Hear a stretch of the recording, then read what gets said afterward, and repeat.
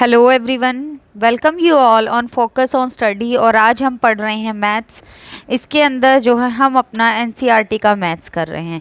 ये जो है हमारा 7th क्लास का मैथ्स है, जिसके अंदर हमारा फर्स्ट चैप्टर जो हम पढ़ रहे हैं वो क्या है? इंटीज़र। क्या है वो? इंटीज़र।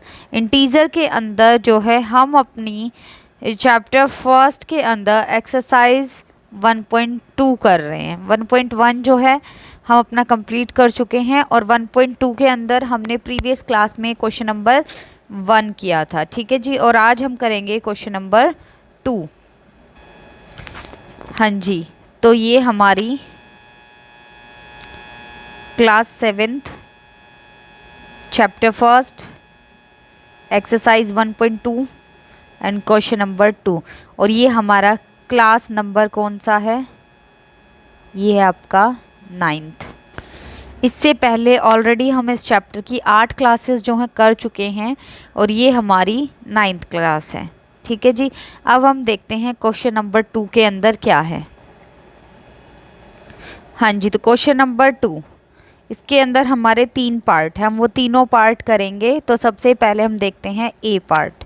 देखो, right a pair of negative integers. देखो, इंटीजर्स क्या होते हैं, नेगेटिव इंटीजर्स कैसे होते हैं, पॉजिटिव इंटीजर्स कैसे होते हैं, ये सब चीज़ें हम बहुत अच्छे से पूरा डिटेल के अंदर अपनी लास्ट क्लासेस में कर चुके हैं। किसी को भी इस रिगार्डिंग कोई भी प्रॉब्लम है तो वो अपनी पीछे वाली क्लासेस जो है अच्छे से देखें, और आपको कोई भी प्रॉब्लम आती है तो कमेंट सेक्शन में लिखें। अब मैं देखो, हर बार जब भी आपको क्वेश्चन करवाती हूँ एक बार ज़रूर बता देती हूँ, नंबर लाइन के ऊपर 0 पॉजिटिव इंटीजर्स और नेगेटिव इंटीजर्स। तो यहीं से आपका नेगेटिव इंटीजर्स जो है वर्ड आ रहा है।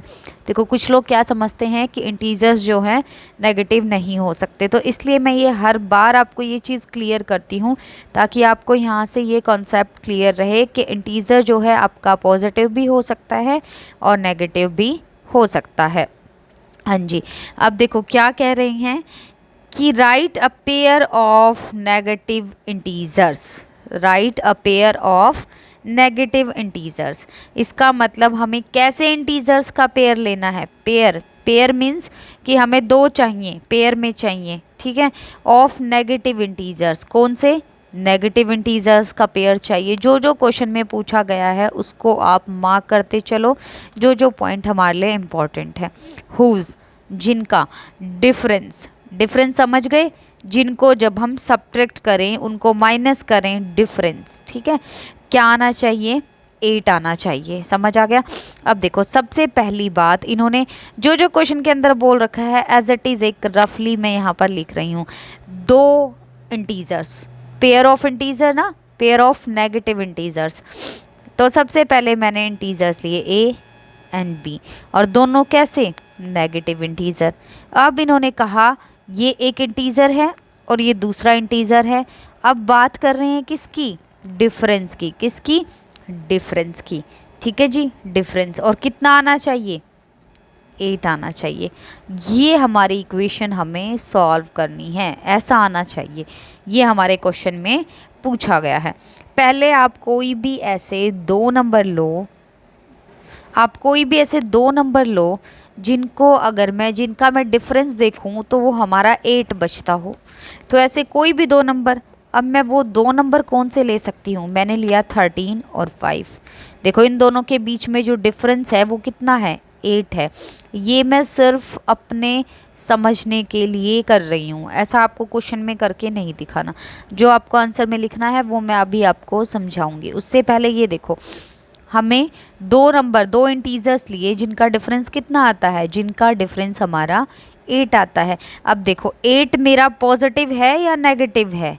बताओ, पॉजिटिव है या नेगेटिव है? तो 8 हमारा पॉजिटिव है। कैसा है? 8 हमारा पॉजिटिव है। यहाँ से ये समझ आ गया, 8 हमारा क्या है? पॉजिटिव है। इसका मतलब जो भी इनमें से बड़ा नंबर है वो कैसा होना चाहिए? पॉजिटिव होना चाहिए। 13 कैसा होना चाहिए? हमारा पॉजिटिव होना चाहिए। अब देखो, अब पॉजिटिव कैसे आ सकता है जबकि लेना तो मुझे नेगेटिव ही है। इसका मतलब मुझे 13 भी नेगेटिव लेना है और 5 भी नेगेटिव लेना है। अगर मुझे 13 को प्लस में बनाना है तो यहाँ लेना पड़ेगा, तभी तो माइनस माइनस प्लस हो जाएगा। तो हमें सॉल्यूशन में क्या लिखना है? -5 और -13, और यहाँ पर क्या लेना है इनका difference, -5 minus minus +13 is equal to, इसको सॉल्व किया तो कितना आया 8। समझ आ गया। अब ऐसे ही चलते हैं नेक्स्ट बी पार्ट की तरफ। Question number 2 B part. इससे फर्स्ट पार्ट करने से आपको कुछ चीज़ें क्लियर हो गई होंगी। अब नेक्स्ट पार्ट करेंगे तो जो बाकी और आपके माइंड में कोई भी कन्फ्यूज़न रहता है इस रिगार्डिंग तो वो आपका क्लियर हो जाएगा। हाँ जी, अब बी पार्ट देखो, राइट अ नेगेटिव इंटीजर।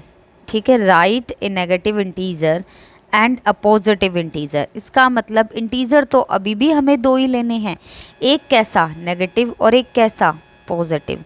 ठीक है, इंटीजर्स तो अभी भी दो लेने हैं, लेकिन एक नेगेटिव लेना है और एक पॉजिटिव लेना है। हु सम इज़ -5, जिसका सम कितना आ जाए, जिसका सम आपका -5 आ जाए। इसका मतलब -5 आ जाए, क्या सम। देखो सम पिछले में क्या था, लास्ट वाले में डिफरेंस। अब की बार क्या बात हो रही है, सम की बात हो रही है। ठीक है, सम की बात हो रही है। तो देखो सीधी सी बात है कि एक हमें पॉजिटिव लेना है, एक नेगेटिव लेना है। एक नेगेटिव लेना है और दूसरा पॉजिटिव लेना है। ये नेगेटिव ये पॉजिटिव, और दोनों का क्या करना है, सम।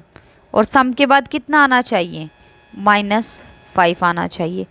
इसका मतलब हमें यहाँ से क्या पता चलता है कि जो हमारा बड़े वाला है वो माइनस होना चाहिए, क्योंकि जो इंटीजर हमारा ग्रेटर होता है, ठीक है, उसी का सिंबल जो है यूज़ होता है। तो -25 प्लस, यहाँ पर मैंने लिया +20। देखो प्लस लगाने की ज़रूरत नहीं होती, अगर जैसे 20 हम लिख रहे हैं तो ये भी राइट है। ये 20 में जो +20 लिख रही हूँ ये सिर्फ आप लोगों को समझाने के लिए, ताकि यहाँ से हमें ये पता लगे कि हम क्या ले रहे हैं। हम ले रहे हैं पॉजिटिव इंटीजर। क्या ले रहे हैं, पॉजिटिव इंटीजर। तो -25 + 20 सॉल्व करके कितना आ गया, -5। अब चलते हैं क्वेश्चन नंबर 2 पार्ट सी। हाँ जी, अब पार्ट सी देखते हैं क्या है। Right a negative integer. सबसे पहली बात क्या होगी, राइट अ नेगेटिव इंटीजर। इसका मतलब अभी भी मुझे इंटीजर तो दो ही चाहिए, एक नेगेटिव और दूसरा एंड अ पॉजिटिव इंटीजर, और एक कैसा चाहिए, पॉजिटिव चाहिए। इसका मतलब मुझे एक तो नेगेटिव चाहिए और एक पॉजिटिव चाहिए, दो इंटीजर चाहिए।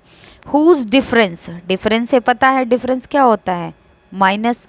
कितना आना चाहिए, -3 आना चाहिए। क्या आना चाहिए, -3 आना चाहिए। एक पॉजिटिव चाहिए और एक नेगेटिव चाहिए, यही ना। एक नेगेटिव लिया मैंने और एक मैंने पॉजिटिव लिया, और इन दोनों का क्या लिया, डिफरेंस। कितना आना चाहिए, -3 आना चाहिए। अब देखो -3 आना चाहिए। सबसे पहली बात, एक पॉजिटिव एक नेगेटिव, तो अब यहाँ पर जो भी लेंगे वो क्या हो जाएगा, माइनस प्लस माइनस माइनस हो जाएगा ना। तो मैंने यहाँ पर लिया 1 और यहाँ पर लिया -2। तो देखो -2 प्लस माइनस -1, ये कितना हो गया आपका, -3। तो ये आ गया ना -3। समझ आया। दोबारा देखते हैं एक बार। Write a negative integer and a positive integer whose difference is -3। अब देखो यहाँ से ये चीज़ समझ आई, प्लस और माइनस, प्लस और जैसे प्लस b था और यहाँ बार माइनस था, ब्रैकेट जब हटेगी तो ये प्लस और माइनस तो क्या हो जाएगा, माइनस हो जाएगा। क्या हो जाएगा, माइनस हो जाएगा। और अब b की वैल्यू कितनी थी हमारे पास, 1 थी। कितनी थी, 1 थी। तो 1 जो है देखो यहाँ पर +1 था, अब प्लस और माइनस क्या हो गया, -1 हो गया। ठीक है, तो -2 और -1 कितना आ गया हमारे पास, -3 आ गया। आज हमने क्या किया है, हमने किया है एक्सरसाइज 1.2 क्वेश्चन नंबर 2। इसके अंदर हमारे कितने पार्ट थे, A, B and C, 3 part थे जो हमने तीनों यहाँ पर डिस्कस किए हैं। ठीक है, अगर आपको कोई भी प्रॉब्लम आती है तो आप उससे कमेंट सेक्शन में लिखिए। मैं उस क्वेश्चन को, उस चैप्टर को या उस एक्सरसाइज को, जो भी आपको कॉन्सेप्ट में प्रॉब्लम आती है वो आपको दोबारा से रिवाइज करवा दूंगी। और बाकी जो है आप बेसिक जो है चैप्टर का अच्छे से देखें, हम इस चैप्टर की अभी तक 9 क्लासेस जो है कंप्लीट कर चुके हैं। ज़्यादा बड़ी बड़ी क्लासेस भी नहीं है, 10 to 12 मिनट्स की है, जो आप इजीली जो है आराम से देख सकते हैं। एक क्लास के अंदर 2 और 3 मे बी 1 2 3 क्वेश्चंस जो हैं किए हैं, तो आप वहाँ से उसे अच्छे से रिवाइज़ कर सकते हैं। ठीक है, अब मिलते हैं नेक्स्ट क्लास में, तब तक के लिए इसे अच्छे से रिवाइज़ करें। कोई भी प्रॉब्लम आती है या कोई पर्टिकुलर चैप्टर आप करना चाहते हैं तो आप कमेंट सेक्शन में लिख सकते हैं। थैंक यू एवरीवन, मिलते हैं नेक्स्ट क्लास में।